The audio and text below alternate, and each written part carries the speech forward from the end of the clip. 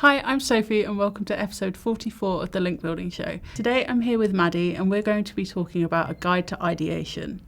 So Maddie, what kind of guidelines can a client set which would affect how you ideate? Typically, you have stricter clients and you've got more lenient clients. It's ideal to obviously have more lenient clients because that can maximize outreach potential. It can mean that when you're ideating, you can jump on big news trends, which will gain your client coverage and things like that.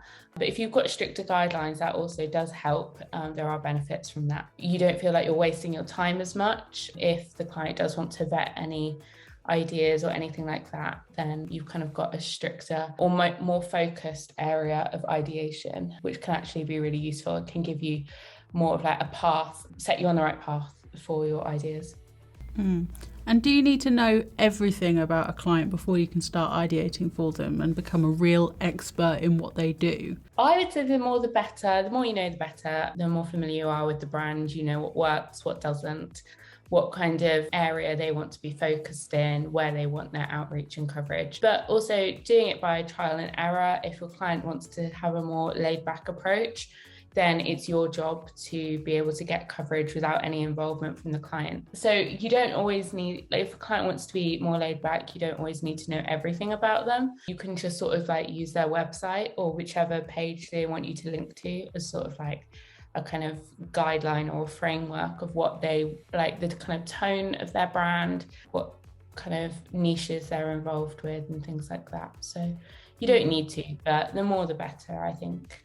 And if you have more than one client in the same niche, do you find that you can use a similar approach on both? The more you work with a certain niche, the more you get to know the publications that like to talk about that, or is it very much individual on a client by client basis? No, it's really good. Whenever you've been working on a client that's in a particular sector, so say they're in like the fitness sector and then you get another client, then it's far easier to get started because you've gone through that kind of vetting process, not only with ideas, but with your contacts, with outreach, with just generally the stories, what kind of databases work that journalists tend to pick up on in those sectors and things like that. And so you've kind of gone through that vetting process. So it's a lot more streamlined, it's a lot more fast paced, and you just have more starting points than you did initially.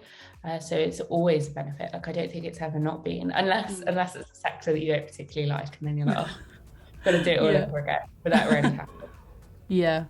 So once you've got the client's guidelines and you know a bit more about the client and what they do and the niche they're in, where do you start with ideation? It differs for everyone, and I think it differs on the types of campaigns that you're doing. Sometimes I do research, I have a look and see what kind of stories have been done that have been successful in that sector that I can apply to the client.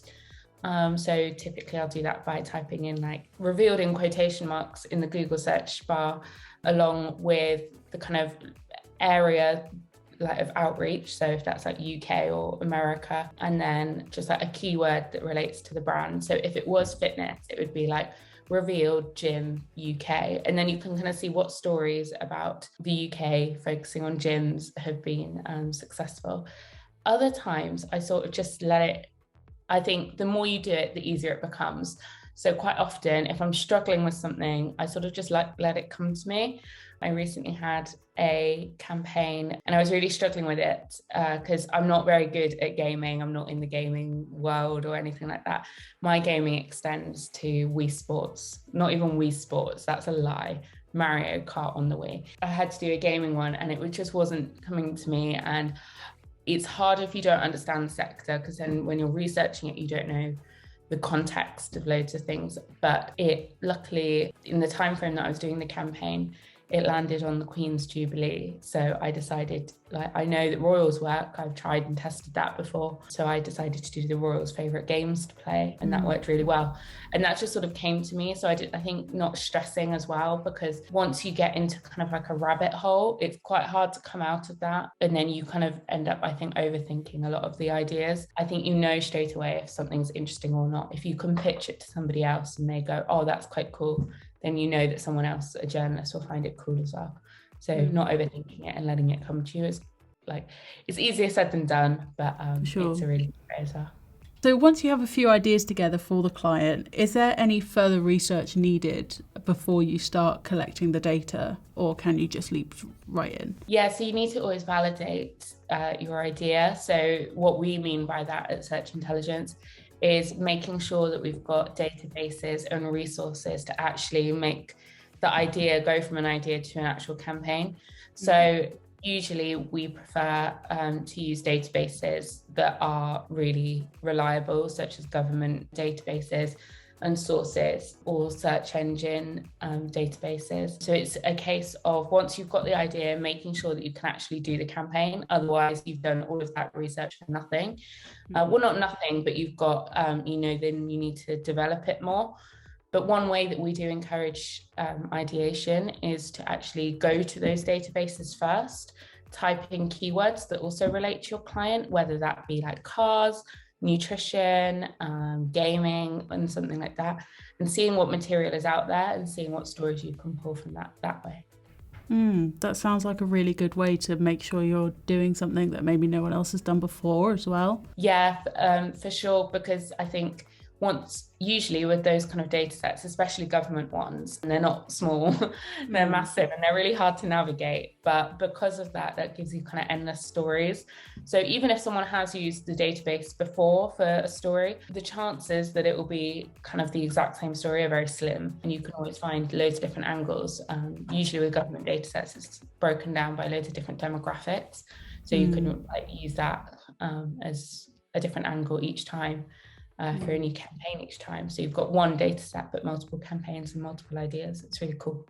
Yeah, that is cool. So what happens if after the data is collected and a draft of the press release is written, the client doesn't like it? Can they void it at any point? And yeah, we do typically send, if a client wants to be heavily involved, we do send things step by step so that we're not getting to that point where it's ready to go. We've worked really hard on it and it's just no point, and the client doesn't want it to go out for them. So we do usually go step by step, but that depends on the client as well. Yeah, so if there are any ideas that, say, one client has said that's not going to work for us, do you then take, like, if you think it's a really solid idea, could you use that for other clients, or is that kind of the end of the journey for that idea? No, I don't think any idea and any data set and any kind of press release, I think if it's been halted at any point, I don't think it's time wasted, because it can always be used for another campaign, for another client somewhere down the line. I think the more data, the more stories, essentially. And you never know, like a whole data set that you've been working on could be the perfect factor of an index for another campaign. So big or small, we can use it somewhere. Yeah. So you previously mentioned government websites in general being a really good data source, both for the data but also for kind of reverse engineering ideas from. Are there any other sources that are particularly good for ideating, whether that be data sets or social media or anything like that? Yeah, social media. I love social media. Following people who are also working in digital PR is so useful. You get to see all of their successes, you get to see all of their tips, you can have conversations with people, you can see what works and what doesn't, for what reasons. And also you can see from journalists what they're enjoying receiving and what they really don't like receiving. So using social media and Twitter in particular is probably the best way to validate your own ideas and find inspiration for others, but also just keeping up to date with the news and the news cycle. It's easier said than done, but with time makes it a lot easier. The more you do ideation, the easier it becomes. You know the things to look out for. So being on top of news trends, especially ones that your clients are involved in. So if you've got a client who is in nutrition and a big nutrition story breaks, you obviously want to be following that. And then the more you do it, the more you know what will work in each sector. So you know whether it's to pull out a government database, or if it's just getting something from Google Trends. With time, you'll know what works for each sector and each client and each idea. So To round off today's episode, do you have any tips for ideating for a client with this very specific guidelines in a very particular niche? I think for that, I think it's a case of not panicking and then researching the keywords within that sector and try and find previous digital PR campaigns that have worked. I think try and go as broad as you possibly can that your client will allow you to be, and ask other people around you, because especially if they've got better knowledge in the sector than you do, then that will be tremendous help. But hopefully those people will be working on the campaign anyway. But ask other people, research the keywords of your client and their brand, and follow all of research all of the stories that are going on in your client's sector. So see what the top news stories are and see if anything shouts out at you that you can apply previous data or existing data that is available onto those stories. Yeah, brilliant. That's so insightful. Thank you so much for your time today, Maddie. So that's been this episode of the Link Building Show. Thank you so much for watching, and we'll see you in the next one.